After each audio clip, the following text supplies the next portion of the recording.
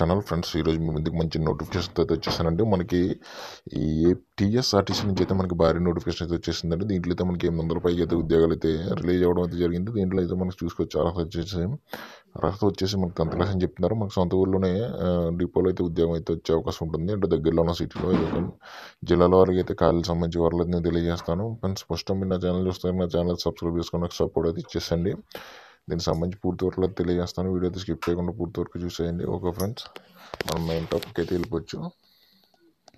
ఓకేనండి, మనం ఇక్కడ చూసుకుంటే కనుక టీఎస్ఆర్టీసీ నుంచి అయితే మనకి భారీ అయితే నోటిఫికేషన్ అయితే వచ్చేసిందండి. మనకి 10th అయితే టీఎస్ఆర్టీసీ నుంచి అయితే మొత్తం 813 కండక్టర్ ఉద్యోగాలు అయితే మనకి రిలీజ్ అవ్వడం అయితే జరిగింది. తెలంగాణ ఉద్యోగాలకి అయితే టీఎస్ ప్రభుత్వం వారు భారీ సొంబర్ చెప్తుందని చెప్పుకోవచ్చు. నోటిఫికేషన్ విడుదల చేసింది. ఈ నోటిఫికేషన్ మనకి టీఎస్ఆర్టీసీ నుంచి 2023 నుండి అయితే విడుదల చేశారు. కానీ మనకి కండక్టర్ విభాగంలో అయితే ఉద్యోగాలు అయితే భర్తీ చేయనున్నారు. ఈ నోటిఫికేషన్ తర్వాత కండక్టర్ విభాగంలో అయితే 813 ఉద్యోగాలు అయితే భర్తీ చేస్తున్నారు. డ్రైవర్ విభాగంలో అయితే జాబ్స్కి అప్లై చేయాలనుకుంటే కనుక 10th పూర్తి చేసి ఉండాలి.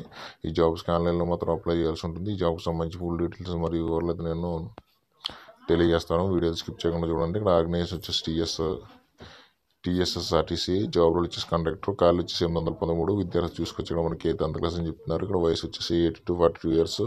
జీతం అయితే మనకి రూల్స్ ప్రకారం అయితే గవర్నమెంట్ రూల్స్ ప్రకారం అయితే ఇస్తారు. ఎంపిక విధానం అయితే మనకి రాత పరీక్ష అండ్ స్కిల్ టెస్ట్ అయితే ఉంటుంది. ఆర్గనైజేషన్ వచ్చేసి మనకి టీఎస్ఆర్టీసీ అండ్ కన్నడ విద్యార్థి వచ్చేసి మన 10th క్లాస్ అయితే ఖచ్చితంగా అయితే పాస్ అయ్యి ఉండాలి. నోటిఫికేషన్ తర్వాత మొత్తం 813 అయితే కండక్టర్ ఉద్యోగాలు అయితే రిలీజ్ అయితే చేస్తున్నారు. దీన్ని అయితే ఆన్లైన్లో మాత్రం కేవలం అయితే అప్లై చేయాల్సి ఉంటుంది. ఇక్కడ పీడిఎఫ్ లింక్ అయితే నేను చూపిస్తాను చూడండి. చూసుకోండి, ఇక్కడ మనకి కార్యనియమాలకి ఆర్టీసీ ఓకే అండి. 813 కండక్టర్ నియమించాలని నిర్ణయం తీసుకుంది. ఇక్కడ సాక్షి హైదరాబాద్ అటకెలకు